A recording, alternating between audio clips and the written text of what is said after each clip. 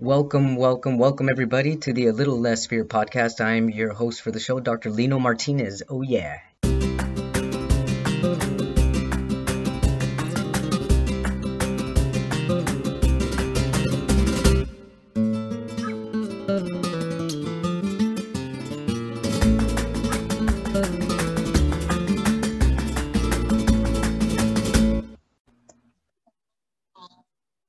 Welcome back everybody to the Little Less Fear podcast, continuing the month of nutrition, physical therapy, movement, and how it's also important for us to continue for a long, healthy longevity.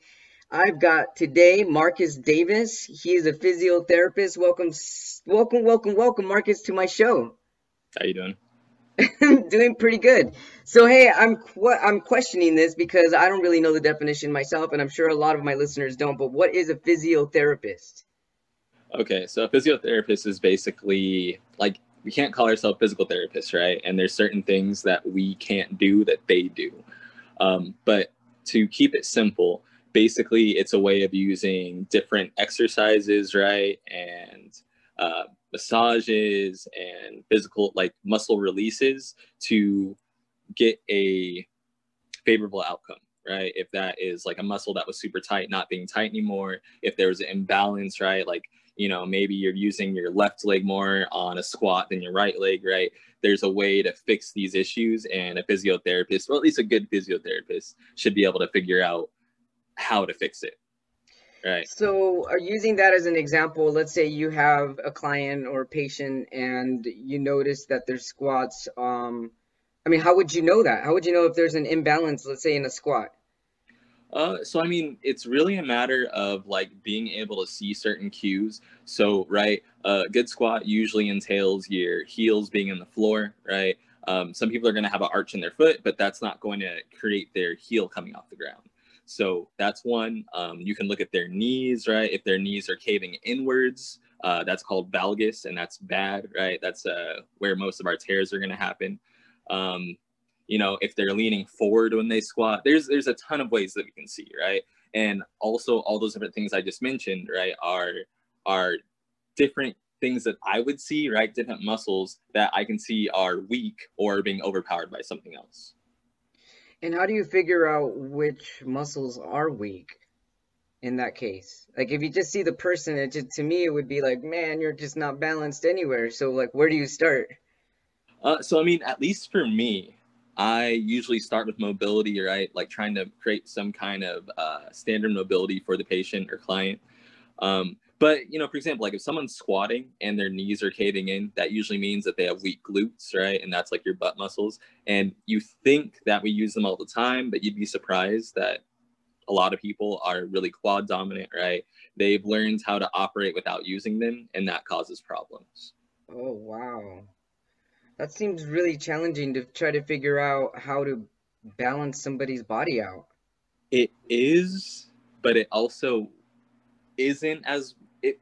There are people that are harder, but there are certain conditions that create like a surplus of like one type, right? So the fact that like a lot of people work office jobs. I mean, like my full-time job, right? I sit in a chair for 7 hours a day, Yeah, right? and that can Like start making things unbalanced already. right. So a lot of the people that we're seeing are going to be people that have like a tilt in their pelvis that's unfavorable to their lower back, right? So Yeah. knowing little things like that, right, being able to pick out trends definitely helps. But every once in a while, you will get someone where you're like, damn, I don't understand like why you're hurting. I'm gonna figure it out, but like it's not clear cut. It's not like I can just look at you and be like, oh, dude, you have an office job, huh? You know what I mean? Yeah, it's not like you can get one of those balancers when you're doing construction and like put it on someone and be like, okay, this is I mean, this is very and that's the thing, right? Physical therapists like can actually lay you down and can feel your hips and be like, "Oh, damn, like you're off." You know what I mean? And that's like the next level. That's like they're doctors at that point, right? They're uh doctors of physical therapy. yeah. So then, with physiotherapy, do you also work with, is this just for people like everyday people or people that also had like operation surgeries and stuff like that? I mean, is it like a broader spectrum or is it just? like It for really is. sports? So everyone has asymmetry, right? Like that's just a fact of life. Even professional athletes, like they look great, right? They're buff, like they're huge, but even they have asymmetry. Um, it's for everyone. I guess that's what I'm getting at, right? Like, Yeah, you know, even at like the top of the line, right? There's still things you can improve on. And then, for people that like got out of a car accident or have a knee injury or something, right? Like they yeah, still need someone, or they need to have the knowledge to be able to fix it themselves, right? right. So that's really where a physiotherapist or therapist steps in. And physiotherapy combines massaging as well.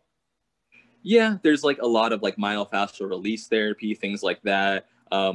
Some really good physiotherapists and therapists use scraping, right? So that's literally where they're like scraping the fascia of your muscles, trying to release muscles that are too tight. If you've never tried that, you honestly should.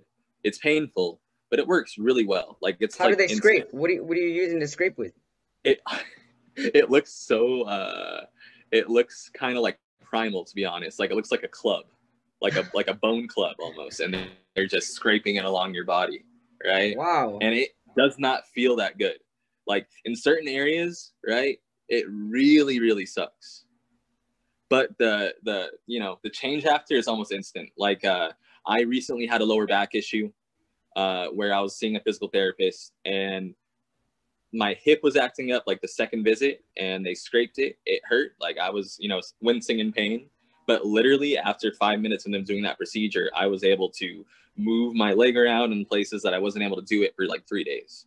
So, So how did that scraping work? What did it do exactly to the muscle or the so if tendons they're or whatever?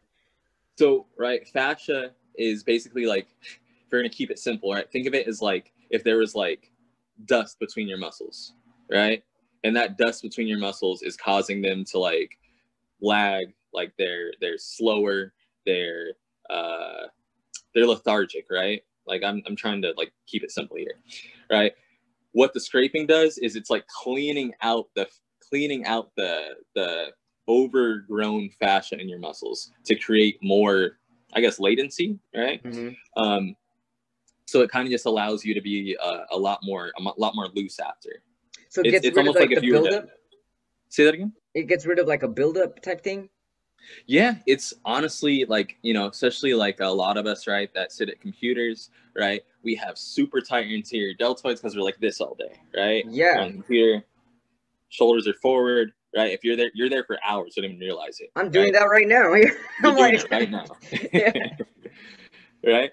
So um those muscles, right? And getting those scraped would suck. Like I'm just being real. They would suck because they're a small muscle group, and that's like a bone club just going over and over. Damn. So it But feels like a burn. no, it feels like someone's scraping you, right? But with oil, right? So it's like it Jeez. hurts, but it's not penetrating your skin Yeah. And so that helped with your hip issue that you were having? instantly. Wow. How is that different from cupping? So to be honest, I've never been cupped, so I can't attest to like the difference between the two. This like like with my own experience. Mm. But I assume cupping is kind of the same deal, right? Like you're trying to break up areas that have gotten super tight. Yeah. So there's multiple ways to, as they say, like right, there's like multiple ways to like skin a fish, but like you still got to eat it. Sure. So then what got you motivated to become a physiotherapist?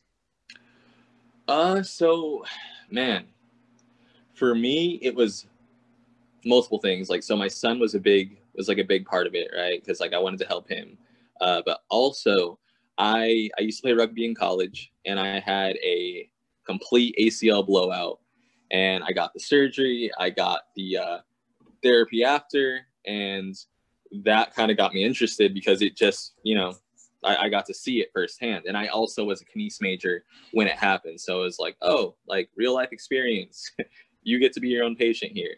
Yeah. And I'm basically back to normal. Like I can still jump super high, run pretty quick. Like every once in a while my knee does mess up on me, but I feel like that was kind of like what got me into it is like, oh, okay, like this happens to a lot of people and they need to get fixed. So there is a way to go about it. Hmm. And how did you, as far as like gaining knowledge, while you were a kinesiology major, like how did that help you heal and learn how to heal your body? So to be completely honest, I feel like I learned so much more after college, right? Like, you can attest, right? Yeah, College is like, hey, these are the things we think you need to know. And then life hits you and it's like, yeah, but this is what you actually need to know, right. right? So I had an internship at UCR where I worked with their D1 strength conditioning program for about 6 months. And in that time, like I kind of got like a rework or a revamping of like how I understood training. Hmm. And like what's just like what is important, like get rid of all the fluff stuff that you see on Instagram, like I'm gonna do a battle rope on top of a Swedish ball, you know what I mean, like Yeah, that type of stuff, like get rid of all that, like right. what works, like what's important, what is vital for someone to be Optimal. physically fit, yeah, and Yeah. optimal, right? um so that helped a lot. And then just experience, right? Like you meet Hmm. people that are for example, right, like you meet someone that has like the body type you want and you're like, hey man, what are you doing different than what I'm doing, you know what I Right. mean, right? That type of stuff. You see people that have like gone through bad injuries and you see them better and you're like, hey, like what did you do to like get here, you know what I mean? Yeah, yeah. um being open-minded and inquisitive definitely helped a lot. And I feel like, especially with this field, right, it's evolving, it's still pretty new. If you're not open-minded and you're not questioning why you believe certain things, you are going to end up becoming like making yourself obsolete. Yeah, right. Exactly. Yeah, for So sure. yeah. And then you also mentioned your son. You wanted to help your son. How did you want to help your son? I just like I want him to be happy, right? Like if if him if him walking, right, like normal, like like someone that doesn't have any disabilities, right, if that is like what his goal is, like sure, I want to help him get it. If his goal is to just be able to walk with a walker and be content with life, then hell, like I want to help him get that too. Like it doesn't matter like what his like final goal is, but I know that if I have more knowledge, I can help him get there, whatever it is.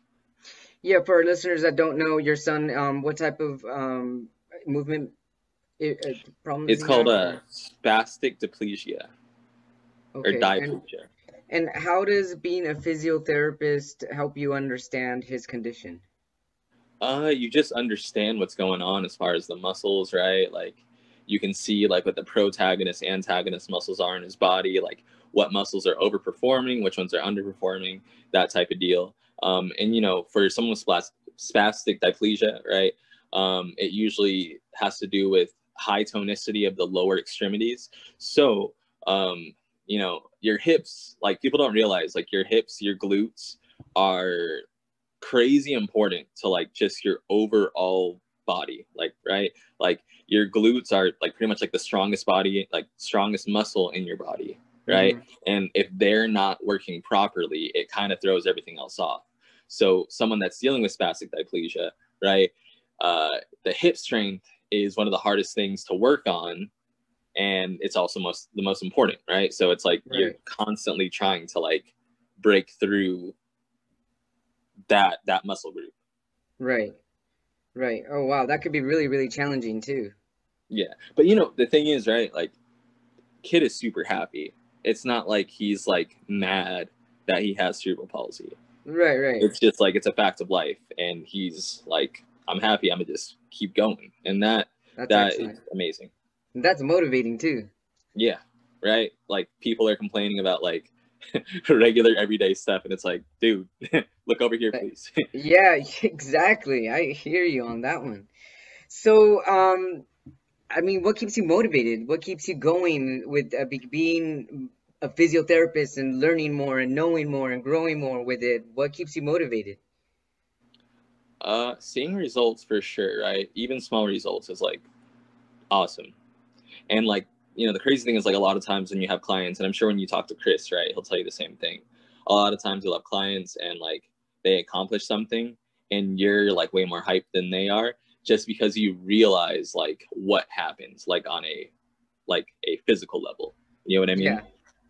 Can you give Right. me an example of a time where you had like a patient or a client and you were stuck somewhere and then you finally saw some type of progress and you were like, "Oh, hell yeah."